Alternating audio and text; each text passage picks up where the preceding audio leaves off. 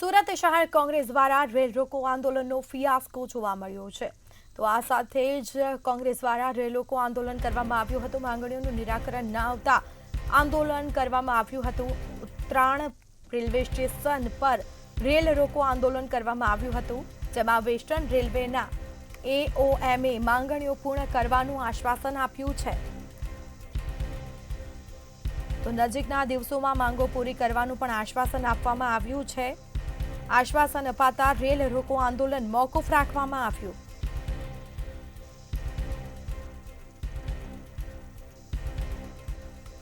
પૂર્વ સભ્ય જેડારુસી છે, વેસ્ટર્ન રેલવે।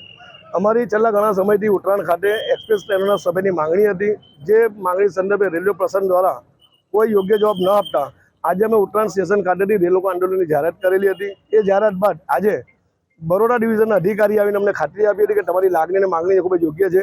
અમે આ માંગણી ઉપર પહોંચાડીને બને એટલી વહેલી તકે આનો યોગ્ય નિકાલ કરાવજો અમને ખાતરી આપતા અમે અમારો કાર્યક્રમ કેન્સલ કરેલ છે।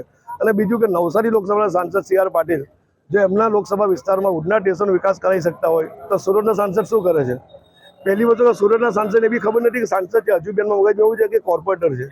એમના સાંસદ બન્યા બાદ અહીંયા ટ્રાફિક પોઈન્ટ મૂકવામાં આવે, અહીંયા સર્કલ બનાવવામાં આવે। ભાઈ, આ રજૂઆત કોર્પોરેટર કરશે, તમારું કામ નથી। તમને આ વિસ્તારના લોકોએ ચૂંટીને સંસદમાં મોકલ્યા છે, સોરી, છેતરપિંડી કરીને તમે સાંસદ બન્યા છો। એટલે મારી આપણી ચેનલ માધ્યમથી વિનંતી છે કે આપણે ભાઈ મુકેશ દલાલને એવું લાગે કે ખરેખર સાંસદ છે, સાંસદ તરીકે તમે તમારા વિસ્તારની રજૂઆત કરો, ઉત્તરાયણ સ્ટેશનમાં ગાડીનો સ્ટોપેજ મળે એવી માંગણી કરો, નહીં કે સર્કલ બનાવો ને આ કરો તે કરો। એટલે અમારી માંગણી સંદર્ભે પ્રશાસન તરફથી યોગ્ય અમને વિશ્વાસ અને ખાતરી આપવામાં આવી છે।